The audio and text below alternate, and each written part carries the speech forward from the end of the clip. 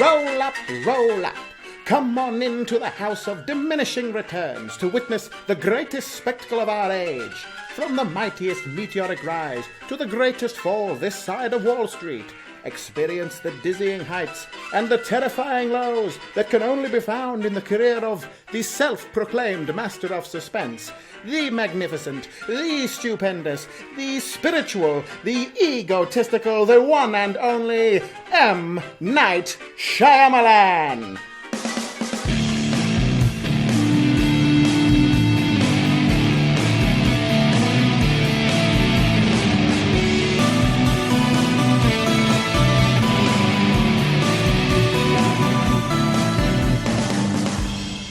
This episode contains spoilers for Praying with Anger, Wide Awake, The Sixth Sense, and Unbreakable. Enjoy!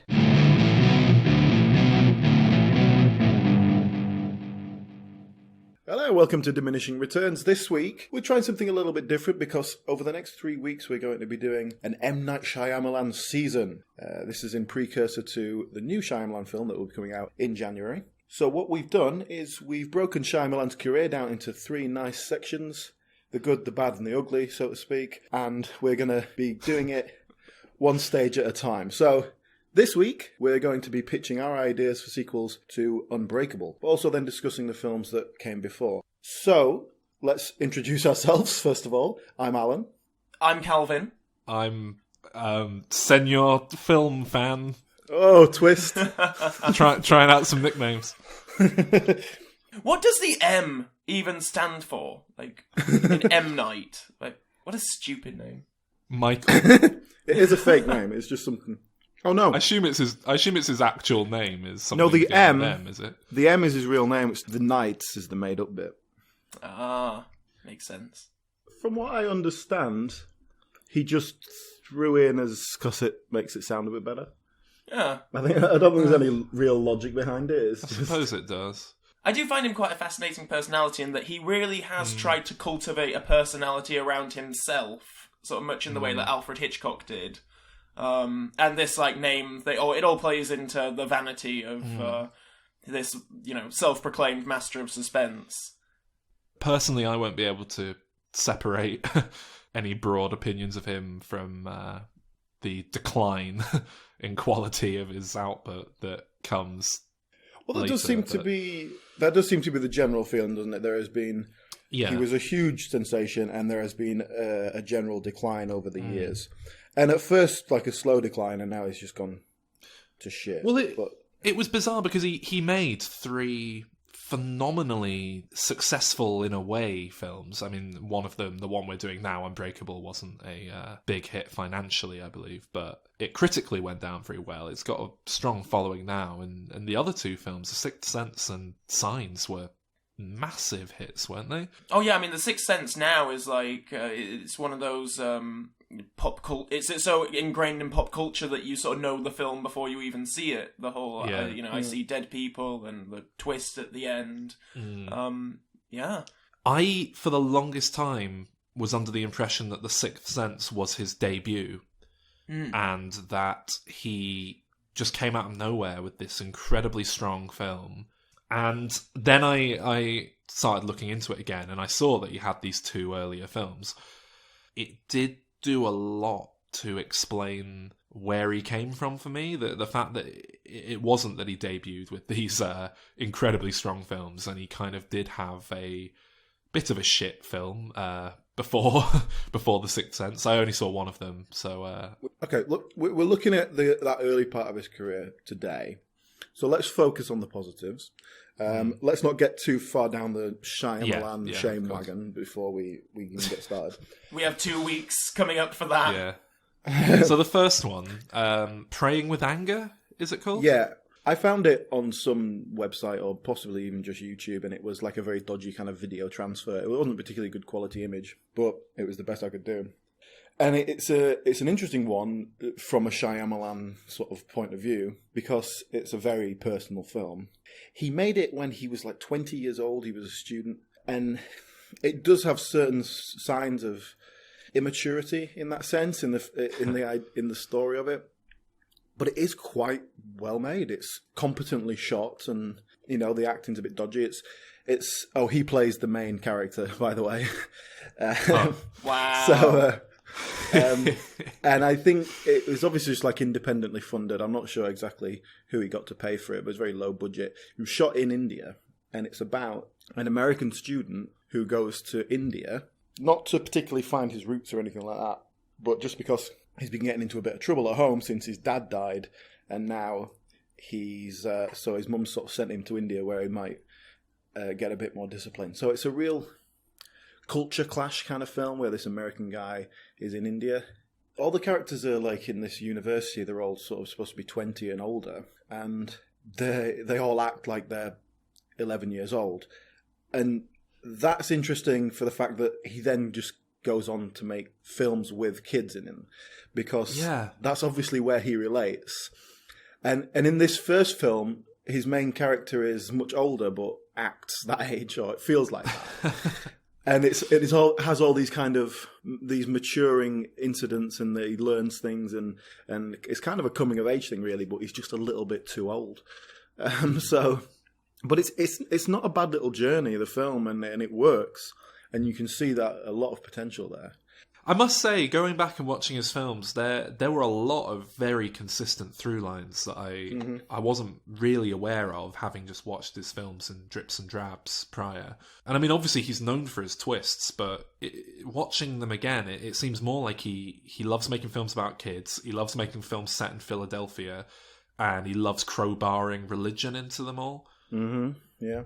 Well, in Praying with Anger, as the title suggests, there is a religious element to it, and it's more to do with him not having a strict religion and then sort of going into this completely different culture that has a completely different religion that he's not used to, and so he kind of learns from that a little bit. Do we know what religion he is? Because I would assume from watching his films he's someone who would describe himself as just being spiritual. That is exactly sort of correct, broad. Yes. Okay. It seems like he doesn't like the kind of the foundations of religion, but he's definitely got this sense of the higher power, which is, to be honest, like one of the most annoying things anyone can say. Because no, it's such a wishy-washy, I kind of know this is bollocks, but I can't quite accept that there is no God. Yeah, it's such exactly, cop out. And it's something we're going to come back to again and again in this. And that might be a good time to go to Wide Awake, his second film, because that's basically exactly what the film is about. Wide Awake is almost the most M. Night Shyamalan film I think I've seen, in terms of just hitting on his repeated cliches that he, does again and again, even though there isn't really a twist. See, I find it interesting you said that, Saul, because I've never seen Wide Awake, and I only really even looked into it as research for this podcast, and I've got the full tagline here. First kisses, outrageous pranks, a teacher with a killer fastball. To survive this year, Joshua Bell will have to stay... ... wide awake. And then there's like an alarm clock over the I in wide. Like, to me, it just looks like some generic... It's Rosie O'Donnell and a kid stood on some books. It looks like a buddy comedy. Yeah. Rosie O'Donnell's not in it that much. Oh. Like, it seems to suggest it's about this nun who has to like foster a child or something, and like she has to learn how to be a mother. But it's not about her at all. It's all about the kid, and she is not even. It's about this kid who goes to a religious school and has a crisis of faith. And well, yeah, basically what happens is his granddad dies, who's played by Robert Loggia, and so now this little kid is like, oh my God, my granddad's dead. Where is he? Is there a God? Is it? And it's quite an interesting premise. It's about a child questioning these religious ideas that he's been taught. Yeah, in the broadest terms, it's not a bad concept for a film, but the main reason I think I didn't like it was that there just wasn't really a plot. And this is probably why I suspect Alan quite likes it, but that happens, and he kind of decides he wants to find God, and then we're just treated to almost like comedy sketches in the school. It's almost just like something like Boyhood, where it's just him at school. Something happens that's irrelevant to anything. Something happens that's a setup for a little joke. He carries on going to school. There's no real story. There's barely even an arc, frankly. And part of the problem with it is it's about this child questioning this kind of religion that he's been taught, but doing it in a very childlike way and doing it in the way that a 10-year-old would. And the annoying thing about that is that you just want to go, yes, you're on the right tracks, keep questioning those things. But all the adult characters around him go, no, it's God, it's great, yeah. And they're like, yeah, Granddad's in heaven. And then... It annoyed me as well because something you just picked up on there, that he is a very childlike character for the most part. But then every now and then he'll say something that's clearly, basically overly written. It's clearly meant to be really profound and pithy. But it feels like, M. Night Shyamalan, thought up this line late at night and thought, that'd be a great line to get in this film, and then crowbarred it in. It doesn't ever feel like a natural part of the story. And the real problem with it is that at the end, he kind of comes to this conclusion that the religion of it doesn't necessarily matter as long as you kind of love each other and all that sort of bullshit. It's that kind of ending. But then right at the very end, like literally the last scene... Yeah, the one thing that does almost count as a twist. Essentially, what happens is God comes to him in a vision of another small boy and kind of reassures him that everything's okay and his granddad's okay. And that ending, as far as I'm concerned, says there is a God and he has just appeared to this child to make him feel better. And that was not the ambiguous ending that I was expecting. Yeah, it's really annoying because it somewhat undermines the journey of the film, what little there is. But also, I don't even know if it's meant to be a vision, to be perfectly honest. It's played to me like that is actually God. The kid is, throughout the film, the kid who appears as God. And he says something to the effect of, hey, I've been here all along. You just didn't open your eyes and, see the wood for the trees. And That child kind of crops up all the way through the film, but no one ever interacts with him and no one sees him except the main boy. So he might just, like I say, he might just be a kind of like a vision or a projection. Yeah. What I found really eye-opening, though, as I said, I used to find M. Night's career baffling. The fact that he made such great films and then it felt as if he lost the ability to make films and lost his talent that he had. Watching this, I now understand how the same man made The Happening, because it does display such a complete lack of understanding about certain areas of what he's doing.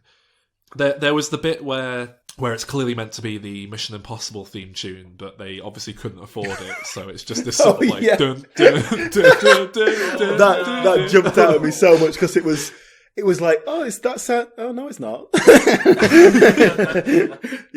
That jumped out at me as well, yeah. Yeah, and I'm not sure really how it came to pass. Like, I don't know what he'd been doing before, but Miramax apparently gave him $6 million to make a film. I think Miramax in that period in the early 90s were just kind of on the lookout for, anyone. The new Kevin Smith. Yeah, exactly. Well, bearing in mind that this is coming after Tarantino sort of blew everyone away with Pulp Fiction, and all of a sudden there were these young, don't play by the rules directors coming in, these visionaries. Yeah. Robert Rodriguez is probably one of them as well, and I think there was a lot of that in the 90s. So I can only assume that is the reason why, even after Wide Awake didn't make much money and wasn't well reviewed, they decided to give him $40 million to make The Sixth Sense. Yeah, and I'm sure the quality of the script and everything, I imagine they said, well, you've clearly got a degree of competence about making a film, so we'll take a meeting with you. And then he turned up with a script, and they were like, this is good. Sell that I imagine that. But like, to be fair, the Sixth Sense on paper, you wouldn't think that's going to be the huge hit it became. Certainly, when they were making it, it wasn't thought it was going to be that. From what I understand, Bruce Willis did it as a contractual obligation because he'd chuffed up some other film and they'd had to cancel it. And so they said, okay, Bruce, you owe us 2 films. Here's one of them. And he was like, okay, decent script. It'll only take a few weeks to shoot because it's nice and simple. Do that. And it became this sleeper hit. And it wasn't expected to be what it became. A lot of it feels like it was intended as a horror film to me. Not from M. Night per se, but it feels like the financiers and what have you probably thought they were buying a nice little low budget horror film, and they're usually fairly lucrative, and that's not really what it is. But it certainly transcended any sort of horror associations that it had. I think was it nominated for any? Yeah, it was Oscars nominated Best and things? Picture, Best Director, Best Screenplay, Best Supporting Actor, Best Supporting Actress, and it was the second highest grossing film of 1999, just below Star Wars Episode 1, which shows just how big a hit it was. I know, Alan, you're a big fan of this film, aren't you? My recollection is it's in your top 5? Well, Sixth Sense, it'd be in my top 10, definitely, yeah. And having just rewatched it again, like last week, it still completely holds up for me. I'm still behind it at 100%. Really? See, I rewatched it as well. I like the film, but it did just strike me that, I mean, it's impossible to even begin to approach it objectively now, knowing the big twist. And I've had this discussion with you before, because it isn't the first thing to do that twist. There are things that had the exact same twist before, and you always come down to, well, it doesn't matter because the story and the drama are so perfectly crafted. Watching it again, I think this is a film that lives and dies on its twist. I don't think there is... No, I think the twist makes it a standout event much more, whereas if you just made this little emotional drama about a child getting dealing with these personality problems and his father leaving and all that sort of stuff, it hasn't got a punch. But it's still a really nice story about this kid, and it's really well made and a nice investigation of that. The twist simply gives it a punch that makes people go, "Oh wow, this is an interesting film." But there's no real resolution to that kid's story. There's one final scene where, there's been an accident and it's, someone on a bike who's dead, and that feels almost like it was added as a reshoot. Oh, the kid just chats with the mum and it's all fine. It doesn't seem like a very satisfying ending to me. The only reason I think the film has a satisfying conclusion is because Bruce Willis is the protagonist and he has that big punchy twist that comes in. It like I say, it struck me as just amazing that the twist played for everyone as well, because watching it again it's so obvious. The reason I think it gets away with it is because there's no mention of ghosts until about 40 minutes into the film. Yeah. They really take a long while. Yeah, I think if the kid had, mentioned the ghosts a bit earlier, it would be really obvious. But I think you just forget that. Yeah. Which, fair enough. That's just intelligent filmmaking. So that's the trick of what Shyamalan does. It's not about what you think it is. So The Sixth Sense isn't about the ghosts. They're just there as a MacGuffin, really. They're just there to drive the plot along. The Signs isn't about aliens. It's about this family story, and it's about Mel Gibson. It's about religion again. Signs. Well, yeah, it is about. Yeah. Well, let's not get into that one, but yeah, it is. We'll talk about that next week.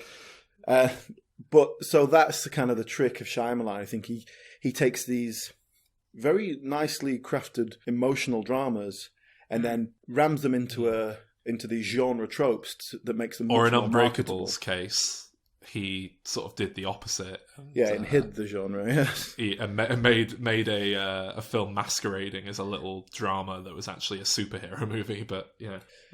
So, of course, you do something like The Sixth Sense and you get the opportunity to make whatever you want, I can only imagine. But before we get to Unbreakable, Shyamalan did write the screenplay for Stuart Little. Oh! Yes, I forgot about that. Just kind of... Did he write that before, or was that something he had worked on years before that got dusted off and finally through production? Because it's such a weird anomaly in his career. If I could guess, I don't actually know, but I would say he's turning out scripts and he's been noticed. So something like The Sixth Sense has gotten into a studio and someone got, this is a really strong script, it's great. We don't know if we're going to make it, this is budget, blah, blah, blah, blah, blah. But let's get this kid in, he's a good writer. That'll be what's happened. I think you've nailed it, yeah. And he'll be just like, oh, shit, yeah, I'll do that. Somebody wants some money. So I think that leads us on to Unbreakable. Came out the year after Sixth Sense, so obviously was made very quickly. And I can only imagine that M. Night had the free reign to do whatever he wanted after the success of the Sixth Sense. And I think it feels like that because it feels like, I don't know, it just feels quite different in a lot of its sensibilities compared to similar films that would be funded and what have you. I always seem to really like these films that directors end up making that are just personal passion projects after they've handed in a massive hit. Superheroes weren't the big money spinners that they are now. They were more of a kitschy, oh yeah, we remember Batman from the 60s and Adam West and oh my god, no, that is the perfect example of how like superheroes and comics were just not in the mainstream consciousness at the time, when the opening title card is like, comic books are a popular form of fiction. So many are sold every year. I was like, yeah. It's just interesting because if it had been made now, even if it was the exact same film, the marketing would have been so heavily, based and built around, it's a superhero film, huh? Yeah. And would ruin it in the process because exactly. It really needs that slow build and the slow burn of how that develops, because you don't really see where it's going. And so that kind of develops, and you go, "Oh yeah, oh wait, yeah," and then you kind of realize that it's an origin story, and then the sort of the twist, I suppose, at the end is the villain origin story you've been watching as well. And it's like, oh, wow, yeah, really, and then it all makes sense. Yeah, it's really good. Yeah. I think Unbreakable, in terms of the script, is Shyamalan's cleverest script. Like the way it all works and the way it comes together and the way it uses existing material. I think it's his best bit of writing. Like say cleverest, but also just in terms of structure, the way it all pieces together, it's damn near flawless, quite frankly, from a writing perspective. To lay our cards on the table, I suppose, this is very much my favourite M. Night Shyamalan film, and always was, and I think that's partly down to it being one of the first sort of serious films that I ever watched and decided that I actually quite enjoyed. When I was younger, I wasn't interested if it wasn't a comedy or wasn't animated, and I saw this for whatever reason at a friend's house and came round to actually really enjoying it. So I fucking love Unbreakable. Well, this is going to be an interesting that's where I am. discussion then, because I don't like the film very much. Yes. Yes. Cards on the table up front. I guess we're going to sort of go into more specific moments during the conversation. Yeah. But conceptually, I have a big issue with it because, and I know that M. Night has talked about this extensively, because Unbreakable is basically the first act of a superhero story expanded out to a full feature. Mm-hmm. So, which M. Night has said that that's the part of the story that normally appeals to him the most. He wants to make an entire film about that. But for me, that just means you're padding out something that should be 20 minutes, half an hour, into an hour and a half thing. I don't think that's true. I think most origin stories have to be... It's the first act of a... Yeah. It's the first act of a superhero story, which means that, with him building it off of the comic books and not superhero movies, that means it's the first, 100 issues of a comic book that's going to run for thousands of issues. I don't think it's stretching out the story at all. I think it's perfectly adequate use of a runtime, frankly. Because, I say... Yeah, and most origin stories get squeezed into the first 20 minutes, and so they're just like, oh, I'm in a cave with some bats. Right, where am I, Batman? That's it. How and you need more development than that. And especially if you can do it in a way that is emotionally engaging and works as a plot in itself. I think origin stories are the most boring part of a superhero story, just because it's rushed through in 20 minutes. But that's a very... Even when it's expanded out to an hour and a half, it's pretty bad. But that's quite a postmodern sort of way of looking at it and dealing with it, because we had our origin stories initially because people needed introductions to characters, and then there was is a very real backlash against them. And I think more than anything, that's because, they keep remaking Spider-Man within 5 years of the last film. And we've seen Uncle Ben get shot 20 times, and we've seen Batman's parents get shot. Yeah. I've lost count how many times, and we're sick of it. And I don't need to see that again, but at the same time, if it's a new hero and it's a new origin, I'd like to see it. And I do think it's a shame that this attitude of pushing past that has sort of taken over. There's a big attitude now of just, well, we just pick up with them already being the hero and get straight into it. And exactly. And what appeals to me, I'm not interested in like, oh, look at these two great massive things, they're fighting each other, they're knocking buildings over. I don't care about any of that. But the emotional story behind it is always more interesting. So the interesting thing about Peter Parker is this adolescent growing up. He's worried about this girl. The interesting thing about Batman is this trauma from his past that he can't let go of, and this guilt of having money and freedom and not knowing what to do with it. Yeah. That's the interesting parts of the character, and you have to dress it up with action and nonsense because that's what people want to pay and see. Yeah. But that's because most people are fucking idiots. Iron Man is a way better film than Iron Man 2 or Iron Man 3. And that's entirely origin story. Well, as we talked about in our Iron Man episode, we basically said that was a really good example of getting a good solid origin story, making it enough action, making it engaging, making that balance. What Shyamalan did with Unbreakable was he just threw that bit out. Don't even try and do that. Concentrate on the origin story and not even present it as an origin story until kind of you're about halfway through and you realise what's happening. Most of his films are very self-contained. And oh, perfect for us then. Why are we doing this? Well, whilst this film does work as a complete entity and a whole, I think, very well, it is, you know, I think one of the main reasons we went with it is it does set up for sequels. So, yeah. One of my other main problems with it is that David Dunn, the Bruce Willis character, actually is a superhero, isn't he? Like, he actually genuinely pretty much has powers. Yeah. Because I kind of go with it for a while, because I love the idea that there's this massive train crash and he's the only one. He comes out of this terrible incident with not a scratch on him. He survives, the only person who survives, which is part of my problem, because you have this 40-odd, 50-year-old guy, and it took you 40 years to realise you've never had a sick day, really? It takes this train crash to make you understand these things? I think it's perfectly reasonable that someone wouldn't know the extent to which they can lift crazy amounts of weight.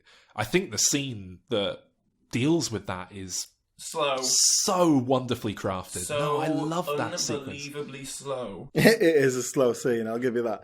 I think it's perfectly paced. He's, you know, you've got the kid believing in this, you know, his dad being this being and kind of pushing him like to unsafe limits, and then the moment where Bruce Willis kind of twigs, hang on, holy shit, I just lifted that obscene amount of weight because my kid tricked me and put more weight on the thing, and he sort of goes, okay, how much can I lift? It's just, I love it. I think it's so much of this film is perfectly crafted, in my opinion. It says a lot about that character in that he could lift 240 pounds or whatever and went, okay, I can lift 240 pounds. What's that? He's a man who hasn't pushed himself. And that's really what the character's about. He's never tested his limits. And suddenly someone's there saying, hey, maybe you can do more. Maybe you can do this. Think about this. And he was seriously ill as a kid. He had the issue with water. Another of M. Night's recurring themes, water, being a killer of men. Did M. Night's dad or mum like drown when he was a kid or something?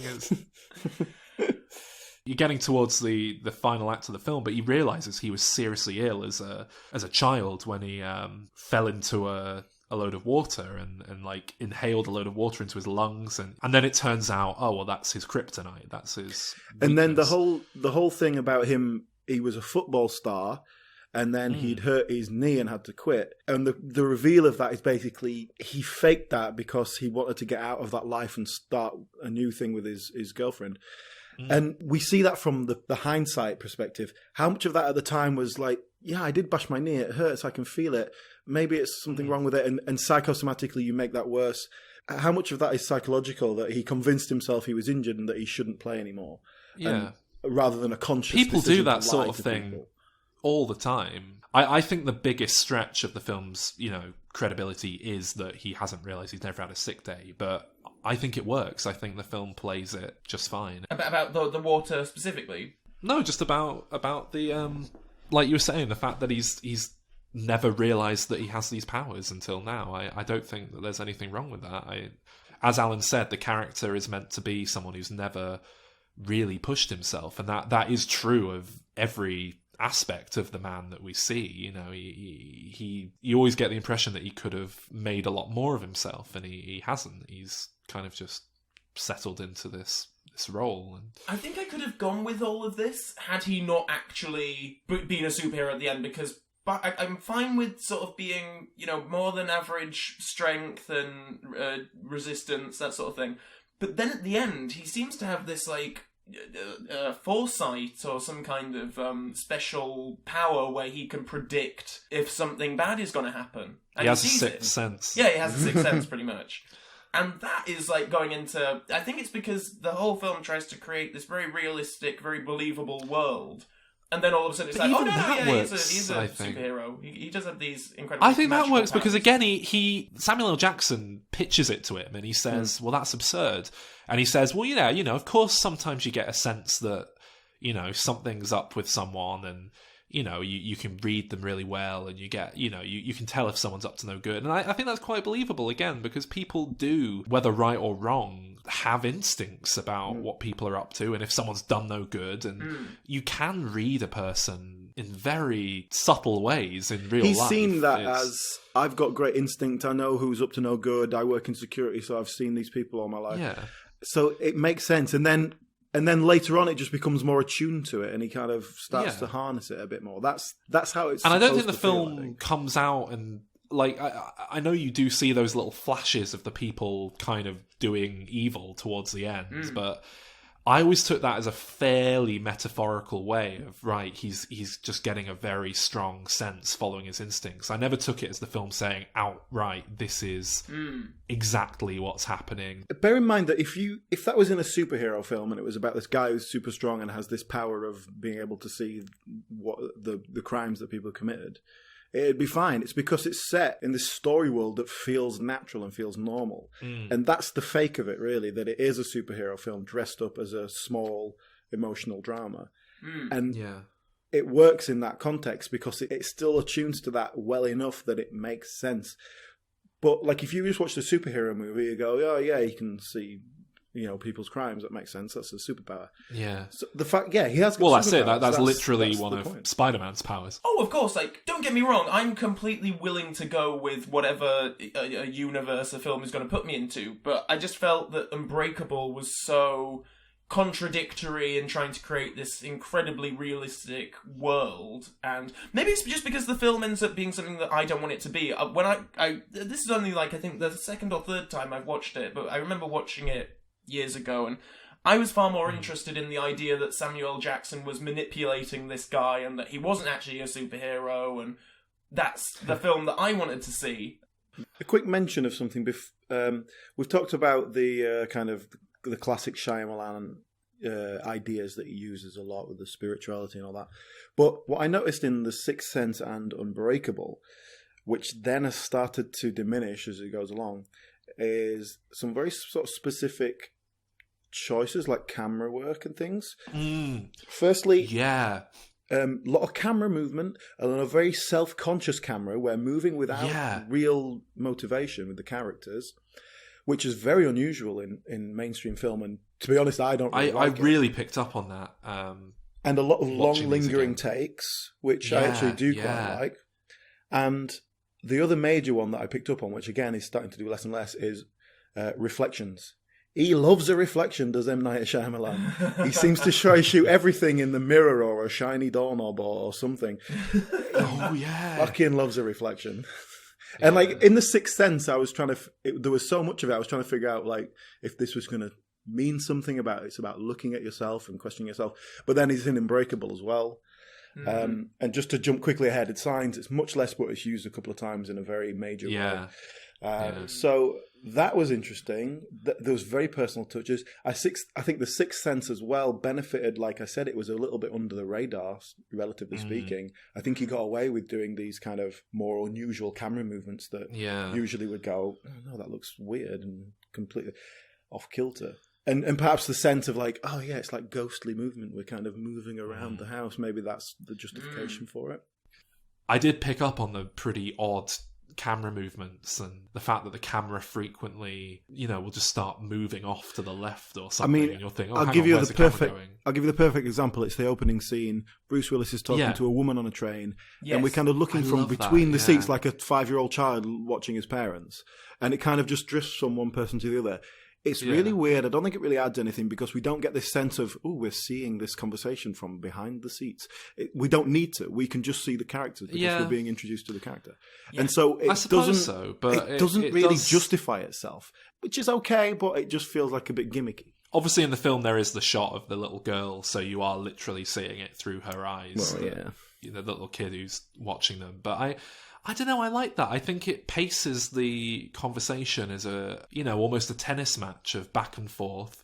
So this character, Bruce Willis's character, is going to make a play at this woman and she's going to react in a way. And I personally think it does add to that. It kind of puts you in the headspace of always being quite calculated here. And the interesting thing is it feels like a director's stylistic choice. He does a similar thing in Sixth Sense with a scene with Haley Joel Osment and Toni Collette, which is quite an emotional scene between the two of them, and the fact that it drifts between them is a little bit distracting and kind of removes from the scene as a whole.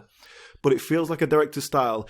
And interestingly, again, jumping ahead slightly, but I think we start to lose all that as we go along, like Signs and The Village. We're starting to lose that, and we start to lose Shyamalan's stylistic personal choice. I think it adds a huge deal of personality to the film. I think it feels very distinctly like the work of an auteur, and like you say, it does disappear as his career progresses, and the films feel a lot more like just some random director for hires made them. I will admit that, it did frequently take me out of the film and I'd notice it happening, but I didn't mind that. For example, you were talking about reflections. I love the sequence where it's all just seen reflected in that TV that's switched off. I love that because it gives you... I think I love it when it gives you extra little pieces of information that just kind of... The fact that it is focused in on the TV and the TV's switched off, It just makes you think, well, the kid's just been sat staring at a TV switched off. It gives you this real sense of the depressing life that this child is dealing with. And then his mum comes in and offers him this emotional lifeline in the form of comic books. So I love it, personally. I'm a bit torn on it. Like I say, it feels a little bit too self-conscious for me. I'd like to for it to have meaning, because it feels like it's Shyamalan going, right, what can I do to make this a bit more interesting looking, rather than going, what can I do to make this more metaphorical, to make it work. And so then when he does the same thing in the next film, it's kind of like, okay, well, this is just what you do, isn't it? And that's okay to an extent, but I'd agree with you to an extent. I think about half of them do really add some sort of metaphorical extra element. And on the topic of the cinematography, the use of colour in this film is just gorgeous. Like, again, something Shyamalan will go back to a lot. The use of colour and the very specifics. I mean, I'm not a huge comic book aficionado. Certainly the earlier comics that I think M. Night grew up on. But I do wonder if it's drawing upon certain colour palettes and things that you got there, because...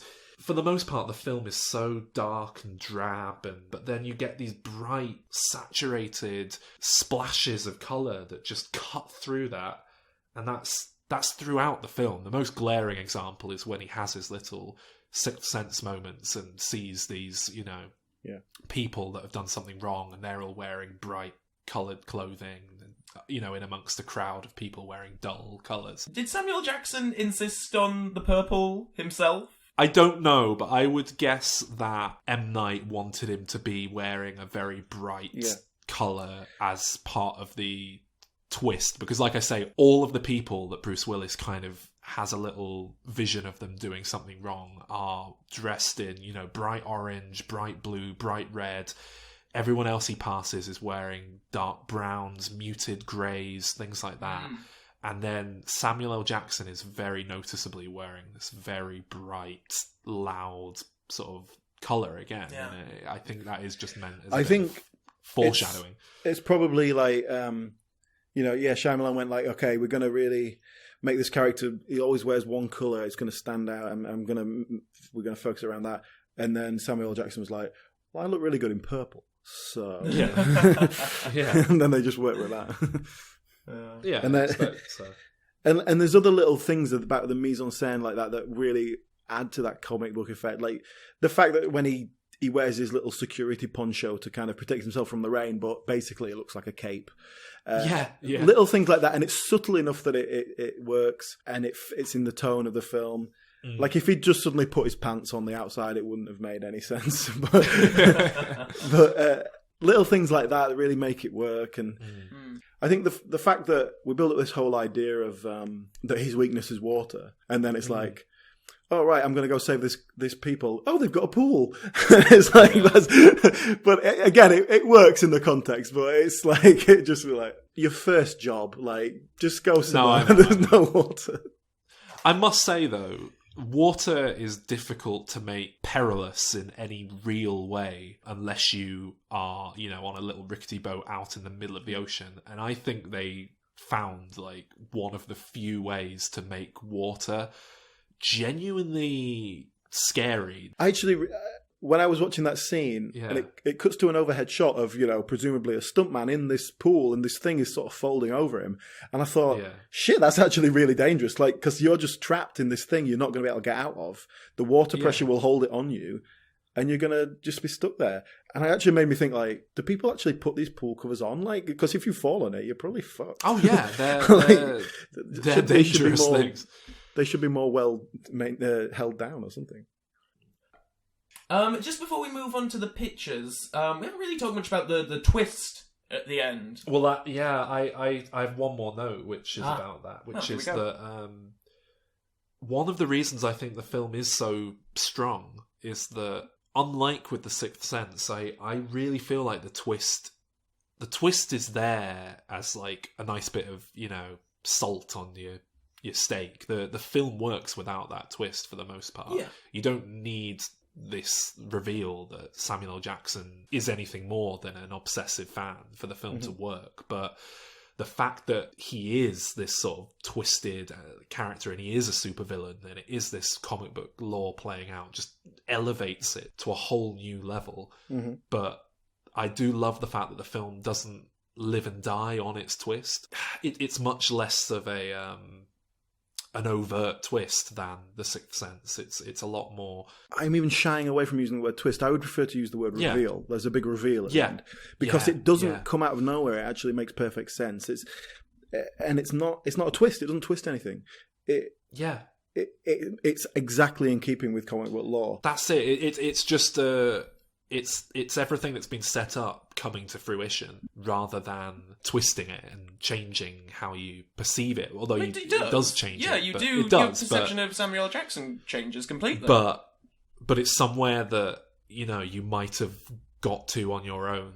With it's set up. It's a successful twist in that way. It's not. We're going to be talking about a twist that does sort of come out of the blue next week, I think. But here, I mean, would you call the twist at the end of Sixth Sense a twist? Like, just because it's set up, I mean, I don't think that doesn't make it a twist. I think that's a good twist if it's set up and you could. Yeah, because in the Sixth Sense, it's a twist because it changes the nature of what you've just seen, and it makes you reevaluate it. Whereas in Unbreakable, it's like no, it doesn't. Not really, because you still view that character in the same way all the way through. He's never I don't really. Think so. It changes how you view Samuel L. Jackson's character. It's like the difference between the Joker and Alfred. Like, you think he's gonna be David Dunn's sort of sidekick. I don't think he is, because he never comes across as a nice kind of guiding hand. He comes across as a sinister character. And I thought that he came across as sinister. I always got a sense of but you always feel sinister. Like he's a bit unhinged and there's something not quite right, and that I think that's intentional, because Bruce Willis won't accept his help immediately. It takes him a long time to kind of come round to being friendly with him. Yeah, he's obsessive, but I still think he's benevolent. I still think he's well. But I think, and like when that guy's trying to get him out of the comic book store. And he's just sort of deliberately he's just being an arsehole. He's being an aggravating arsehole for no good reason. Because he's in his own mind and he's stuck on something, and so he's taking it out on the world. So obviously, Shyamalan, you mentioned earlier, Sol, that Shyamalan has talked about, like, there was a trilogy planned, there wasn't a trilogy planned, I'm doing it, I'm not doing it. He has actually come out and said that his latest film, the one that we're building up to, Split, he described it as a thematic sequel to Unbreakable. I've heard that, which I find very odd, because I can't begin to fathom what he means by that. Looking at, like, I've seen the trailer for Split. Yeah. It just means he's not bothered with an origin story for the characters. He's just gone straight into it. But do you remember, we won't go into it in too much detail because I'm sure we'll bring it up later, but he made Devil, or rather he wrote Devil, which was part 1 in the Night Chronicles. The only entry in the Night Chronicles. Yes, part 1 and also the final entry in the Night Chronicles. If I remember correctly, it opens with the Night Chronicles and then a Roman numeral 1. The follow-up for the longest time that was supposedly happening was, I think it was called Reincarnate. And my understanding is that was the script for Unbreakable 2 having been reworked to make it like a standalone piece. It might even be that's been reworked into Split, actually, for all I know, if he's talking about that being a thematic sequel now. I don't really know, but in fact, I remember I read an interview with him a few years ago when he was talking about how he would like to explore the idea of doing a sequel in different mediums. He was saying that he loves the idea of making a trilogy of stories where one entry's a film and then one's like a book and one's a stage play and stuff like that. And he was talking about making an Unbreakable sequel stage play, but I don't know about that. It just seems a bit annoying to me. Yeah. I mean, that might work if you have a huge hit that people are sort of, like Harry Potter, for example. Yeah, they've just done a stage play of Harry Potter. They did a stage thing, They've got tie-in books. But that's more of a sort of spin-off continuation than a full-blown. It's more of like an extra little nubbin, and you can go and appreciate this extra bit if you want. Yeah, you wouldn't need to see it to get the... Yeah. Well, I don't think it's surprising that this hasn't happened. Yeah.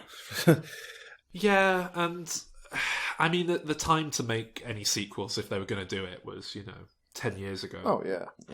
They've clearly missed the boat now. It is interesting that when the superhero boom happened, they didn't twist his arm and make him make the sequel, because it would be a more...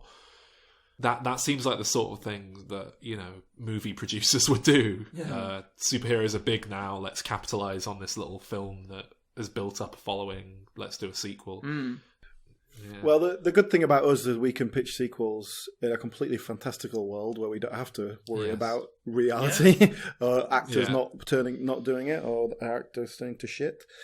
So let's talk about how we would pitch a sequel. Great. Yeah. Okay. So, Calvin, what's your idea for Unbreakable 2?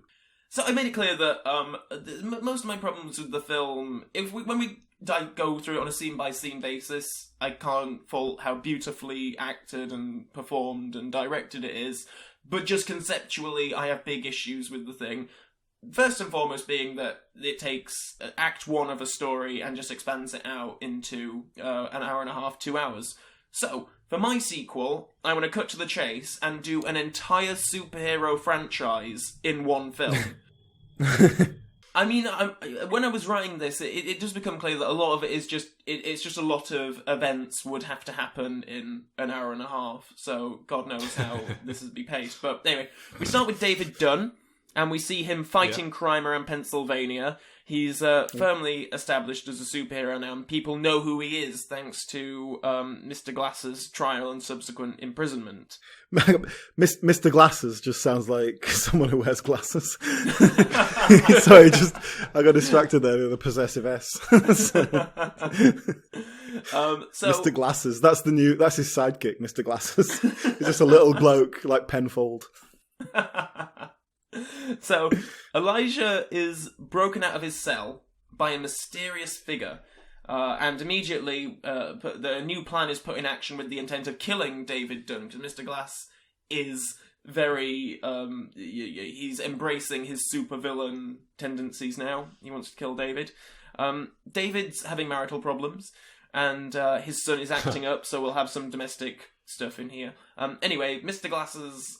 I can't say Mr. Glasses now, Alan, now. Shall I just call him shall I call him Elijah? That is his Christian name, so we'll go with that. Anyway, Elijah's plan fails, but at the end of the scene, we see that the mysterious figure that broke him out of jail was in fact his own mother, who we reveal to be the true evil behind Elijah's supervillain tendencies. She ends up That makes sense, actually. Based on what we saw in the first film, she does seem a little bit sort of kooky as well. She's definitely pulling some strings. I'm telling you, yeah. She ends up being killed by Elijah in the action sequence here, after David makes him understand the error of his ways.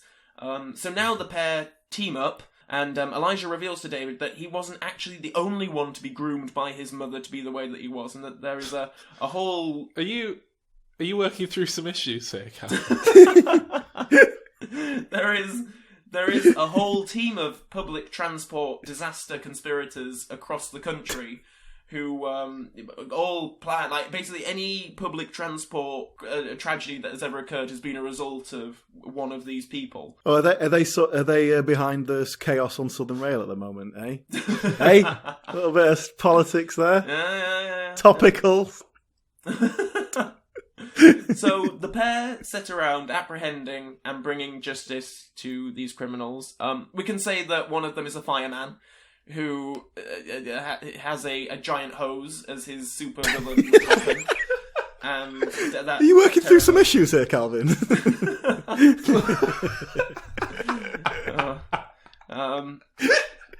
And in the meanwhile, in and amongst all the action and new characters are going to be introducing and killing off every 10 minutes, David has a crisis of faith about being a hero. He gives it up. He picks it back up again. His wife leaves him, but then comes back, but then is killed, so he can introduce a new love interest. David's son can have a subplot where he discovers that he's inherited David's powers, and eventually joins David and Elijah as the third in their superhero trio. Eventually, we discover that there's even a greater evil behind everything, who is a character known as the Director, to be played by M. Night Shyamalan. And he has been the one the whole time. His supervillain goal was to turn life into a giant comic book. His ultimate plan is to flatten David and Elijah for a spectacular piece of art. It's going to be like a real comic book panel. They defeat him, and that's the end of the film. I like that you mentioned that you had a crisis of faith then. For a second, I thought you were going to inject a bit of the religion that M. Night loves into that's what's missing, into the film. I was going to say, it's going back to the film quickly, it's notably absent in this film. Yeah. The whole religious, spiritual element, it just isn't there. You are right, yeah. And it's present very strongly in all of the other films of his that I've seen. Well, I think if you're gonna do a whole franchise in one film, you need to get the ebb and flow of it as well. So you need to have, like, the first 20 minutes is really solid, the next 20 minutes is terrible, and then the next 20 minutes after that is like a completely different style with a different actor, and like it gets much darker. You need a character from another film to, like, be crowbarred. You're absolutely right. The end as well. Yeah. Okay. We'll have contractual issues with Mel Gibson from Signs just pops in at the end. We'll have contractual issues with Samuel Jackson, who'll want equal billing for the second half of the film, and we'll have to bring in Don Cheadle to replace him as Mr. Glass. Could we have, like, a wacky animal sidekick in there at some point, like a super dog or something? I think that's where it starts to get desperate in, like, the fifth film, where they're really stretching for ideas. So, Alan, how would you continue the story of Unbreakable? Well, in a similar way to you, actually. As we've talked about, this is the first film of a superhero franchise. So rather than just pitching a sequel, I've pitched a trilogy. I'm pitching 2 sequels here. Go straight after each other. I'm doing this as a straight sequel, so it would have been shot in 2004. with the original, with the same cast and all that. So the first sequel, you just want to give the fans more of the same. David can become a fully fledged superhero, and the overarching plot development of this film will be him going from a vigilante to like a fully fledged super secret guy, right? We need to get him out of his day job and like just going out and being like a proper hero. He can't be a hero and then like work in a football stadium, 9 to 5. Yeah. Well, he could. It's like Spider-Man had to try and keep a day job while he was off doing his, Well, I did have one theory actually to help this, was that we could do that David doesn't sleep much. Like he needs like a couple of hours sleep because his body just works at a greater metabolism or something like that. That'd work really well, yeah. That's completely in keeping with the tone of the first film, yeah. So, kind of keeping it similar to the first film in terms of the way it's shot and the way and the tone of it. And so you want that emotional impact tied up with his family. Is his wife still getting upset with him as well? Because if he's disappearing off at night for that's it. I'm going to get her out of the way, basically. So after the potential reconciliation that comes at the end of the first film, David and his wife actually separate because David starts to become more distant. He's going out fighting crime, or he's not telling her where he is. And I thought at some point that the kind of turning point will be, because of him being out there fighting crime, this manages to put his son in danger somehow. Like, maybe his son follows him or something like that. And so he realizes at this point he's going to have to devote his life to fighting crime, and that is going to be at the expense of his personal life, and he's going to have to leave his family behind. And this huge sacrifice he's going to have to make because he's committing himself to fighting crime. So he moves away to New York, which, as we see in the first film, that's kind of what they're setting up. So I'm kind of removing the family so that he can concentrate on being a superhero. So now he's in New York, nobody knows him, and he just spends his time going out into the streets, sensing crime on people, and then kind of putting an end to it where he can. So thread throughout his development will also start sowing the seeds of the main villain. Now, this basically, the villain is going to be a serial killer who murders prostitutes. So that's the MO, and it's kind of, we'll see it on the news, or we might have a little scene with a prostitute, and she, like, we don't see the guy, but we see her, like, suddenly being attacked or something, whatever. Now, the other element is, in an attempt to further understand his powers, David visits the only person who understands and who he can confide in, Elijah Price, played by Samuel L. Jackson. Now, this is a great little supporting role for Samuel L. Jackson. He'll be in a prison, but he'll be like the criminal expert, like Hannibal Lecter.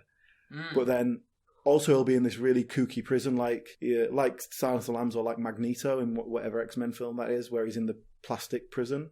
Because everything will be like cushioned or rubber or whatever, like everything is softened because of his bones or whatever. Oh, and he's in with like Mr. Paper and Mr. I don't know, Rock. Mr. Scissors. Mr. Scissors, yeah, there we go. Oh my god, but that's a villainous trio. Oh god, they'd be like the Three Stooges. They all pick on the one that they have sort of power over. Yeah, exactly. Slapping each other in circles. So, with Elijah's help, David works out that these visions that he has, what I picked up from the first film is that it's not foresight, he's not seeing things that people are going to do, he's seeing things that people have already done. Because the one guy he follows, he sees him shooting the guy, and then he follows him to the house and the guy's already dead. So, he's seeing things in hindsight. So my kind of explanation for that is that it's just a very, like you were saying, it was instinct. It was just a very advanced form of empathy that he can sense people's guilt. And he's seeing visions of people, things that people feel guilty about. It's not a matter of sensing crime. It's if you're connecting with someone on an emotional level, it's you're sensing their feelings. So you're sensing guilt. So basically, the big villain's going to be the sociopath who feels no guilt and he can't read. Exactly, yes. Yeah.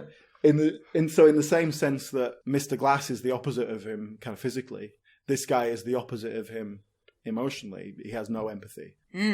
So, basically you remove one of the powers and he has to overcome it in some other way, like a kryptonite kind of thing. And then the development of the character is that he has to become like a bit of a private eye, and he has to kind of go into the streets. He talks to the prostitutes, he gets information, he gathers evidence to try and figure out who this guy is. The prostitutes are his eyes and ears on the streets, and so he gets a lot of information from them. And they trust him because he protects them and helps him out and things like that. Hello, David. Can I offer you a drink? Yeah, they'll be played by the Monty Python guys. Terry Jones playing the president. I did think, actually, if you were going to have like a head prostitute that he deals with a lot for the sake of narrative, it would be played by M. Night Shyamalan, I think. Brilliant. Oh, no, couldn't he be like a 1970s pimp? With a pimp hat. Yes. This all eventually leads to him finding the guy. He solves the crime. He captures the guy. And the sociopath guy can be like a city banker who's like a complete knobhead. He's got no compassion. And the character won't be a big tough guy. Like, it won't be a big physical confrontation. But if you want to pump it up a bit to make that kind of final conclusion a little bit more actiony, you could have that he lives on a houseboat, something like that. Throw some water in it.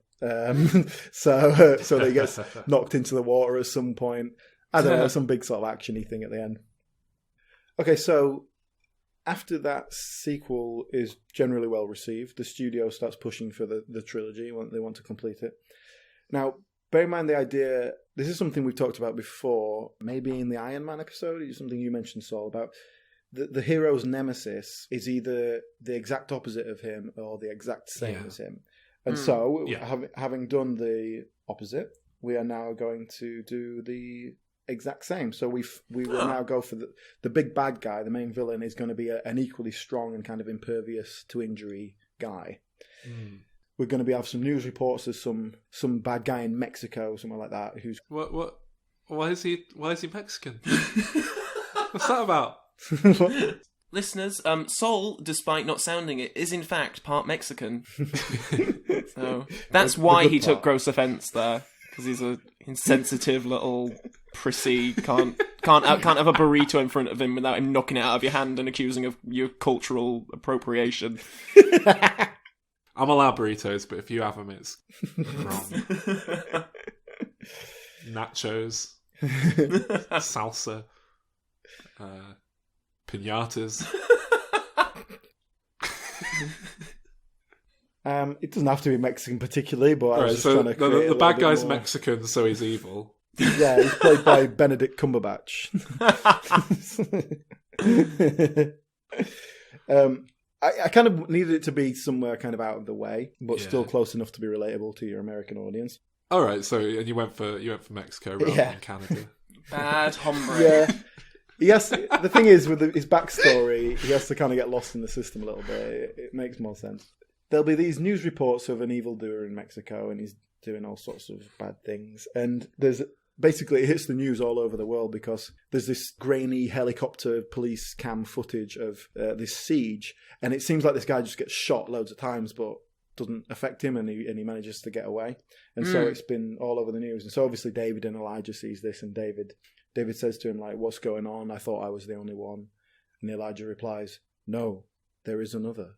And then we hear the story of how many years previously, Elijah, he's been creating disasters all over the place, as we know. And so there was another one where there was a sole survivor who was miraculously unharmed. But it was a young boy, and so it was harder for him to reach out and sort of get in touch with him. And in the aftermath of it, the boy was surrounded by publicity, and this was in Mexico, and he was kind of being hailed as a miracle boy.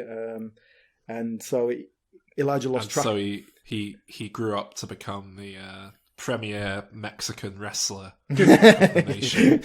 Yeah, they all love and adored him with his. He's got the costume and the cape and the mask all already there to go. Yeah. Pretty sure I do want this character to be played by Dwayne "The Rock" Johnson. So, oh yeah, that that well-known Mexican actor. But that's it. He's not quite white. So bear in mind, so exactly. This is Hollywood casting. He's not quite white. Therefore, could be Mexican, could be Indian, could be Japanese. It doesn't matter. Could have cast M. Night Shyamalan as the Mexican. Exactly. Yeah. He'll be his little trainer or something. So yeah, in the aftermath, Elijah loses track of this boy. He gets sort of lost in the Mexican foster system because his parents were killed in the accident. Can M. Night Shyamalan play his dad in the flashback? Yeah. but the boy is played by Dwayne "The Rock" Johnson, but just like with a little like school cap on, with his shoes on his knees. Yeah. I think you could do that. I'm a big fan of Dwayne Johnson. I think he's capable of anything. So I don't understand you do really like him. I do. I think he's a great comic actor. I still can't tell him apart from Vin Diesel. Is that racist? That is racist. In a really weird way, because they're not the same race. So. Well, I was going to say, is Vin Diesel even... Isn't Vin Diesel white? No? Pretty much, yeah. Okay. Just racist against big, burly, muscly men. That's musclist. So, anyway, the film plays out. David's searching down this guy. He has to go to Mexico, so you have a bit of a different flavour of it.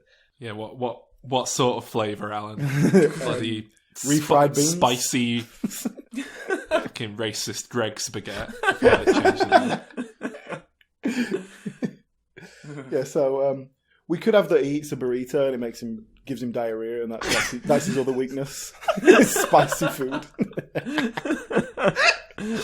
He has two weaknesses: water and jalapenos. Well, what's the Mexican villain's kryptonite? Hard labor. Don't worry. Oh, that is racist. Hey, I'm allowed to say it because Calvin, do you want to throw any gay slurs in? I'm waiting for Alan to get to the gay villain, and then when David goes to like San Francisco or something. Yeah, and this guy starts trying to kiss him, and he's like, "Oh no!" Yeah, his other weakness predatory is gay. He doesn't like gayness. It makes him go all soft when he's around a gay.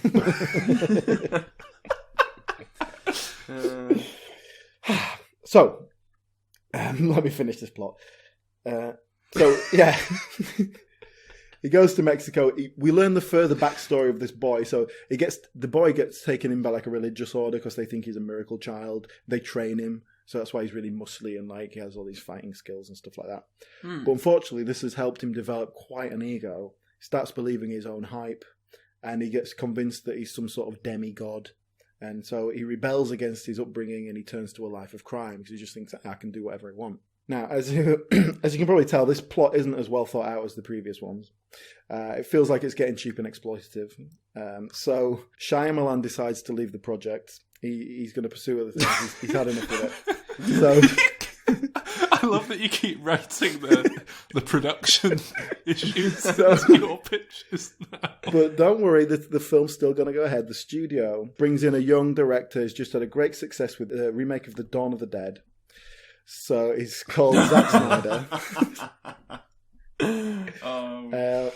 So he's going to be brought on to finish the trilogy. Now, problem is, he doesn't necessarily allow for the same depth of character that Shyamalan might.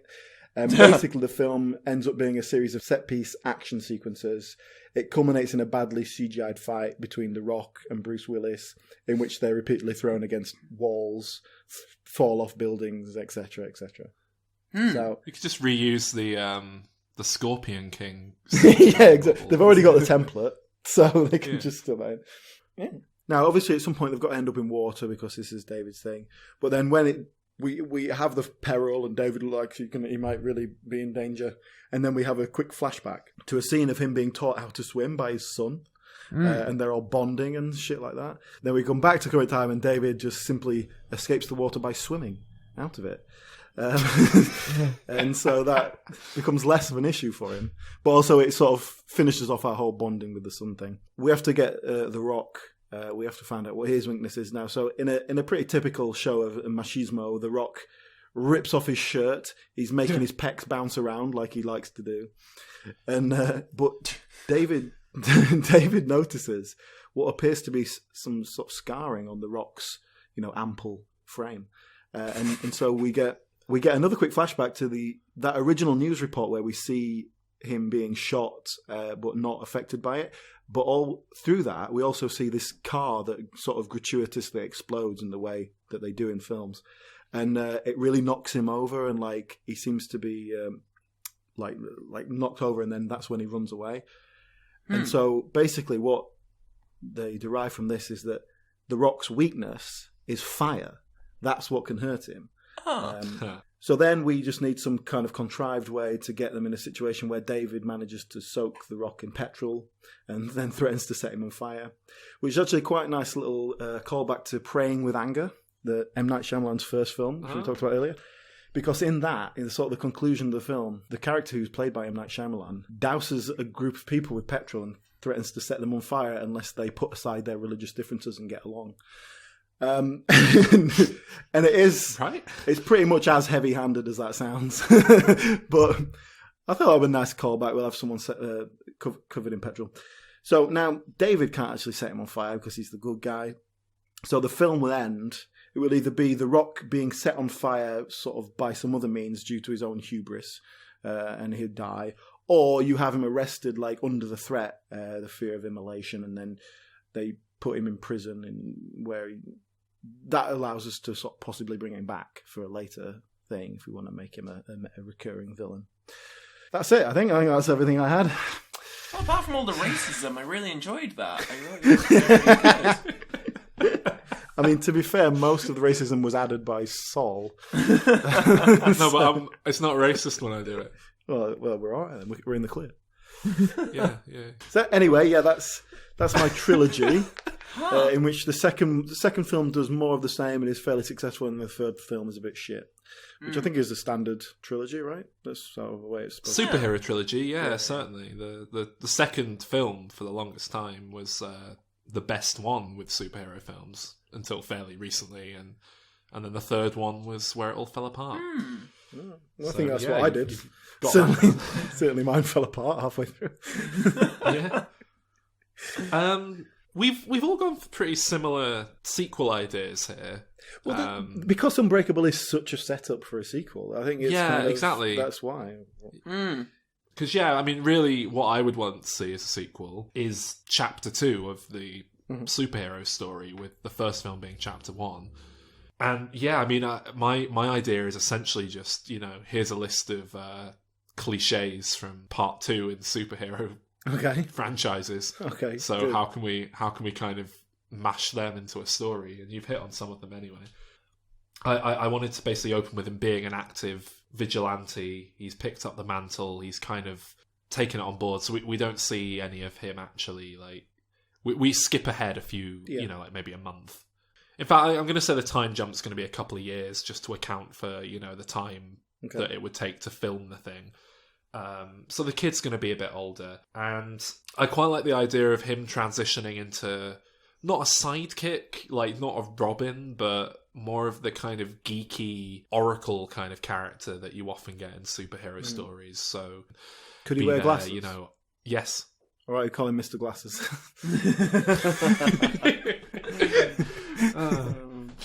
Which Die Hard film is it? I think it's Justin Long plays like the nerdy kid who gets dragged. I was thinking about Justin Long. Is that? I nearly what's your Joseph Gordon-Levitt as well? I was thinking he'd be a good young Bruce Willis. At that time, yeah. But you'd want to put some like dodgy prosthetic like forehead on him just to make him resemble his dad a bit more, and a weird nose. So the idea, I want the media to be aware of him, people to be kind of aware of him, but he's still kind of a rumor. He's this enigma. People have heard about this man coming in and saving the day, so that's following on from the newspaper headline. But as is the case with superhero sequels, he's the media's not so sure, and they're painting him as a menace, but people on the streets are a bit divided about whether he's a good guy or a bad guy. But the cops are out to get him because they can't let a vigilante be running around. So you've got all these cliches being ticked. Basically, I want it to tick all the cliches and just handle them in a real world setting like the first film did. I want there to be a new villain who is, like you said, the same thing again, essentially, rather than the opposite, because that's how these things work. I was trying to think, I mean, the cliche would be that it's like a science experiment gone wrong, and the guy was experimenting with gamma rays, with and trees or something, and he got infused with a tree and became Mr. Grass. but something like that, a bit less silly. that but make it like work. And then the other thing is, one of the big, cliches of the genre is the kidnapping, the sort of damsel in distress, and the reason for there to be an alter ego and a superhero persona separate from the real person, which is an idea we've kind of moved away from now, but it's very much part of superhero lore, and it's something that the first film sets up. So I think his son would need to be kidnapped by this villain at some point to be his kind of, damsel in distress that he has to go and save. There's a lot of potential for, is the son displaying signs of having the same genetic disposition towards, being invincible? And it would just be, like I say, tick all the boxes, do all the cliches, and leave the door wide open for a third film in which Mr. Glass returns as the sort of ultimate villain of the piece, having hidden away for a film and comes back to wreak his revenge. But I don't know. It'd be very difficult, I think. To the obvious thing is you just go down the line of, well, there are lots of these people now, and they found more of them, but then it starts getting increasingly absurd. I think the problem with coming up with sequels to Unbreakable is that it's very difficult to toe that line between reality and superhero nonsense as well as the first film does, because the further down that rabbit hole you go, the more supernatural you're going to have to get with it, essentially. Yeah. But, there's a precedent for that sort of thing. Kick-Ass 2 was all about a whole load of vigilantes joining the fight. It wasn't great, but but they did it. But like I say, I think we've all kind of roughly come up with the same sort of broad strokes there. Yeah, which I think is I think, like you say, it kind of is because the film is almost begging for a sequel that never happened. Well, that's it. A lot of the times with these pictures, we kind of pick an element and kind of go with it, or we find something we find interesting and a picture sequel to this. With Unbreakable, it is just a setup film. It's a setup for the rest of the story. So that's the only place to go with it, really. Yeah. Unless you go do like an Elijah Price spin-off or something. I think it works on its own, though. I do think it's a nice kind of imagine the adventures that follow.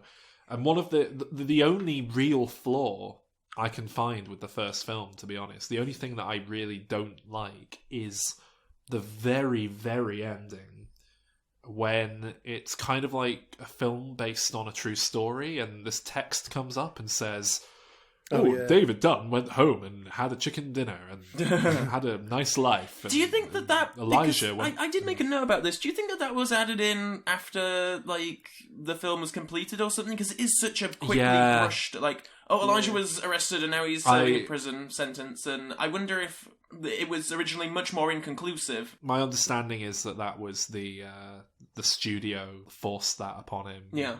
Basically said we need more conclusion for whatever reason. Yeah. I mean, that makes sense because it doesn't need that.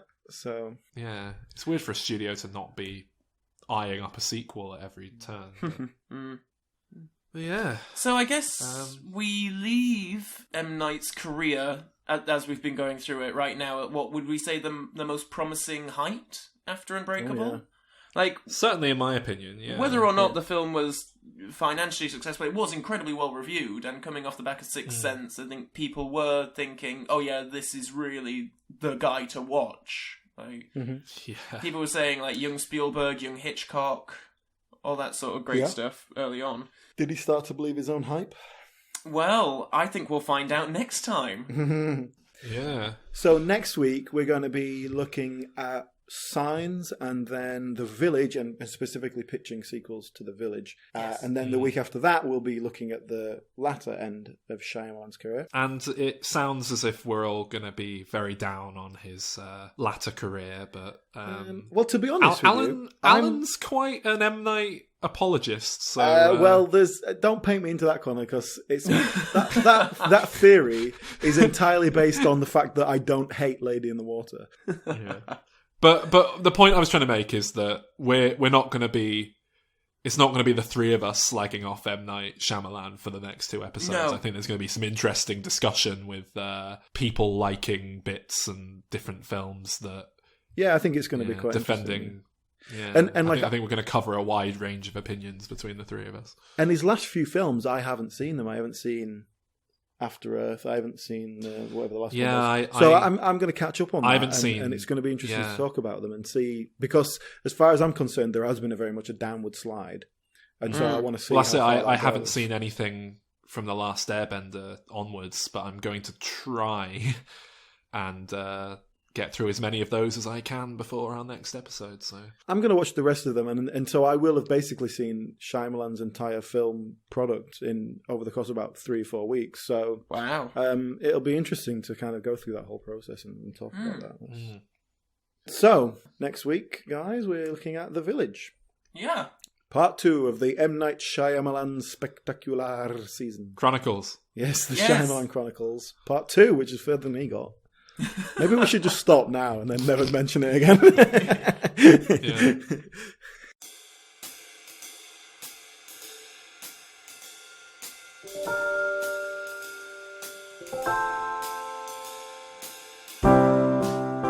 Thanks for listening. If you want more Shyamalan, then do come back next week when we'll be discussing Signs and The Village.